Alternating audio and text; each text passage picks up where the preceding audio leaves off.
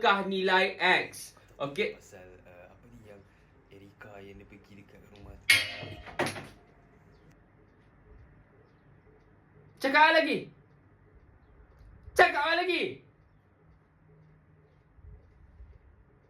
Kamu ada abang kan?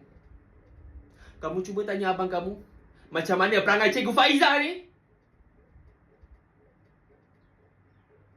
Kamu jangan main-main dengan saya. Even senior kamu semua pun kenal Cikgu Faizah ni macam mana. Cuba kamu tanya diorang. Jangan main-main dengan saya Nak kamu buat latihan di chapter 6 and 7 lah. Ya, dekat modul 1 ni. 6, 7. Okay?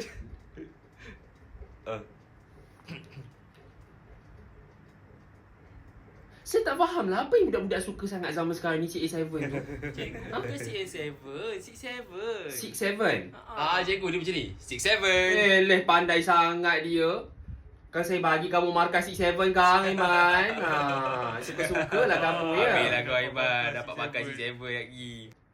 Okey kelas, so macam apa yang cikgu cakap, sebelum balik ni cikgu nak ingatkan kamu lagi sekali. Chapter 6, 7. Buat homework, okay?